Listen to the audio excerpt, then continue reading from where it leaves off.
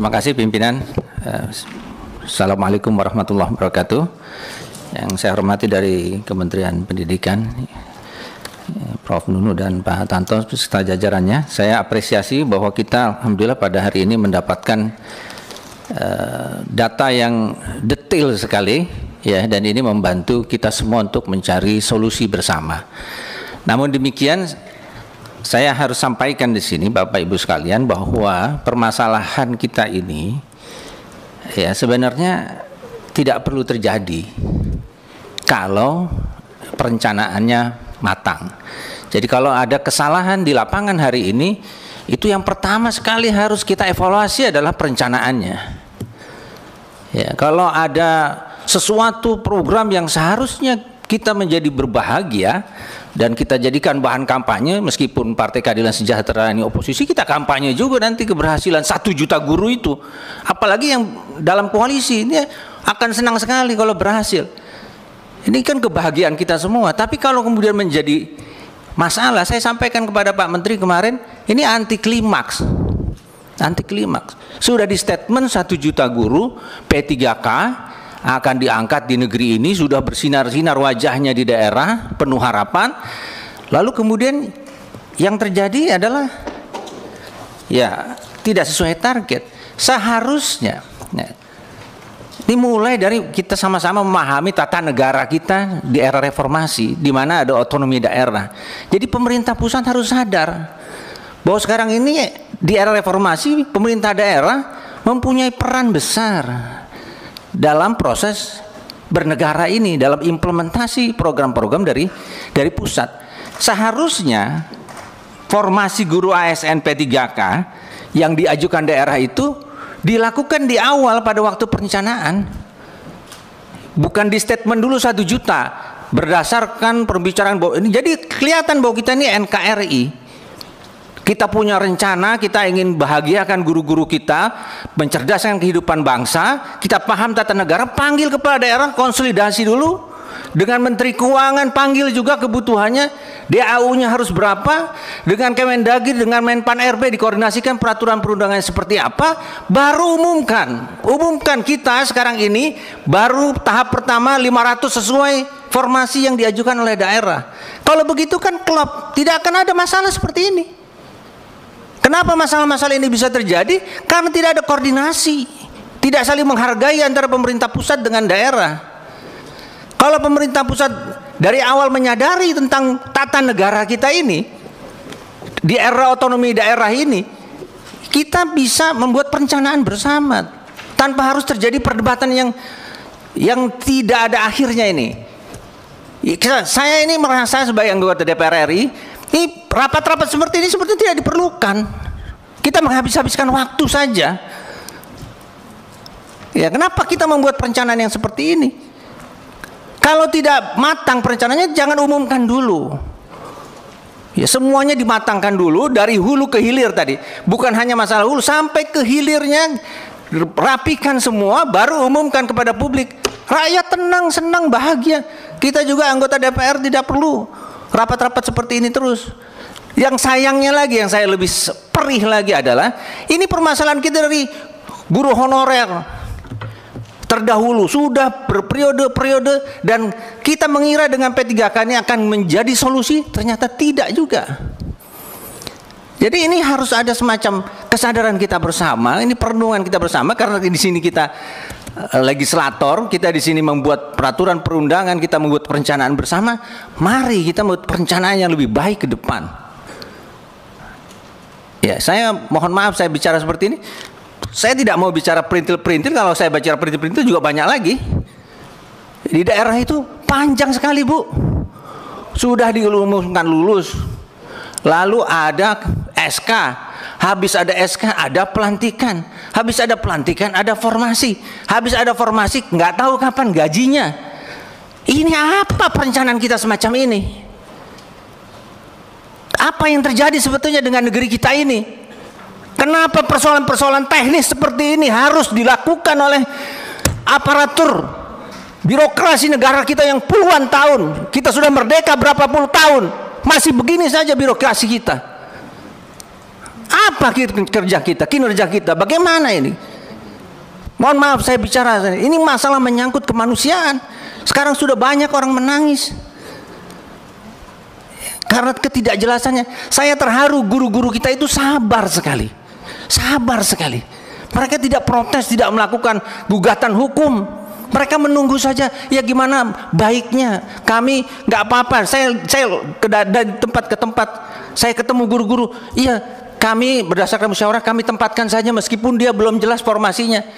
Ya kami gaji bersama-sama iuran supaya dia bisa dapat ongkos berjalan ke sekolah. Itu penyelesaian kekeluargaan di masyarakat. Masyarakat membantu negara, bukan negara yang membantu masyarakat.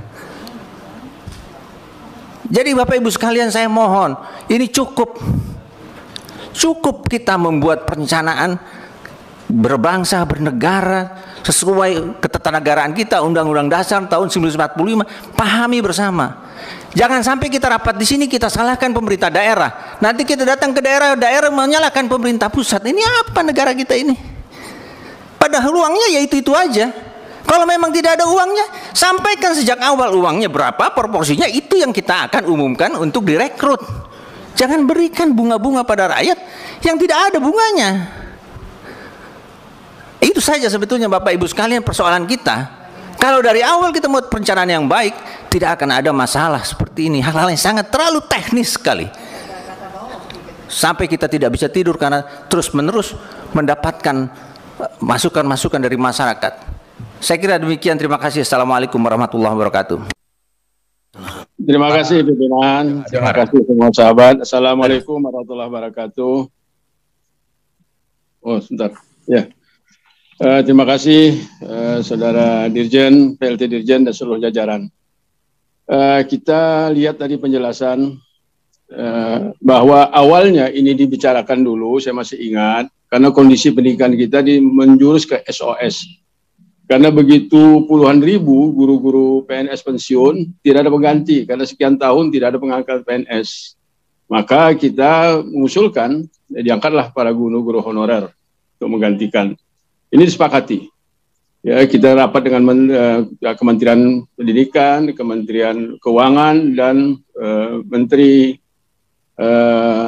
Aparatur Negara Menpan RB. Dan sepakati 1 juta. Ya, 1 juta. Dananya tersedia, kata Menteri Keuangan. Nah, tapi sayangnya, ya prosesnya begitu rumit. Tadi dijelaskan oleh Saudara di PLT Dirjen begitu rumitnya. Sangat-sangat rumit ya, proses ini.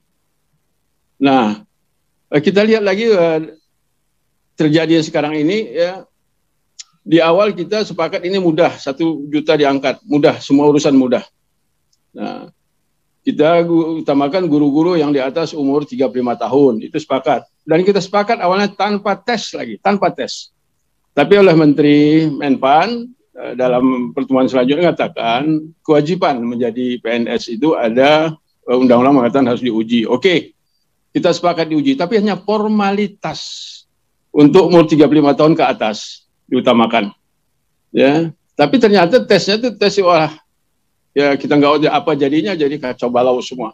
Kesepakatan kita awal ini sudah rusak. Ya, sudah rusak. Terjadi hal-hal yang seperti sekarang ini. Ya. Terjadilah hal-hal yang rumit, dirumit-rumitkan. Jadilah huru-hara seperti sekarang. Ya. Nah, guru yang sudah lulus dari swasta tidak boleh tugas swasta, ditugaskan ke sekolah negeri. Ada yang ditempatkan di luar provinsinya. Nah, saya heran lagi, kenapa harus swasta sudah bekerja di swasta sekian tahun, dipindahkan harus tugas ke negeri, seolah-olah bukan bangsa Indonesia di swasta ini. Bangsa Indonesia hanya di sekolah negeri. Ini tidak boleh terjadi. Ya, ini tanggung jawab pemerintah negara ini tentang pendidikan. Karena tidak mampu, maka swasta disuruh bangun sekolah, bangun pendidikan. Sekarang mereka sedang jalan-jalan, tahu gurunya diambil, dipindahkan ke negeri.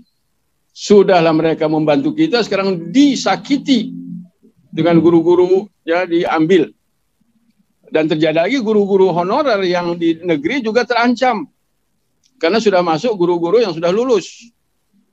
Ini kebijakan yang ngawur, ya, yang tidak boleh terjadi. Nah, Kemudian kita lihat lagi, ya, banyak hal yang sangat-sangat merumitkan yang perlu tidak terjadi.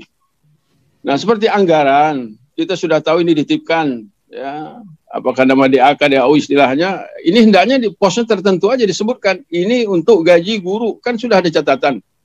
Supaya daerah, kabupaten, kota tidak memanfaatkan itu untuk kepentingan lain. Ya, saya harap ini kita kembalilah ke hitah awal. Tujuan awal kita untuk mengangkat PNS, jadi PNS ini kan apa? Untuk membantu sekolah-sekolah. Jangan dimutasi-mutasi lah, tetapkan seperti itu. Ya, tetapkan guru honorer lulus jadi guru P3K. Sudah, jadi jangan dipindah-pindah, jangan dirurut, jangan dibikin macam-macam formasi-formasi. Memang sudah di situ tempatnya, ya di situlah. Kita awalnya membantu mereka, menghargai mereka yang 15 tahun, 10 tahun, 5 tahun, gaji 300.000, dia hidup dari situ. Itulah awalnya kita membantu. Tapi dibikin jelimet-jelimet suka, apa ini tim shadow itu ya? Shadow tim yang punya rencana, merusak semua perjanjian, kebersamaan, keputusan kita dalam rapat di Komisi 10. Ya, Saudara Dirjen PLT, kembalilah ke awal, ke hitahnya, mudahkan semuanya. Mudahkan. Kalau tidak kita hanya menyelamatkan bangsa ini, siapa lagi? Ya, tidak disangka huru-hara seperti ini. Dan semua kebijakan tanpa ada setahu Komisi 10. Tanpa ada setahu atau pembicaraan Komisi 10. Main sendiri. Seolah-olah yang paling pintar, paling ngerti, paling tahu, tapi merusak sistem yang ada sekarang ini. Jadi saya harap ini jadi perhatian. Ya, kembalilah ke hitah, ke awal. Kita hanya mengetes mereka untuk membantu mereka, menghargai mereka, karena berbakti kepada bangsa dan negara ini tanpa gaji yang layak, itu kita angkat menjadi guru honorer yang dapat gaji dari pemerintah. Itu disebut dengan P3K dan sebagainya. Ini aja pimpinan, terima kasih. Mohon maaf. Assalamualaikum warahmatullahi wabarakatuh.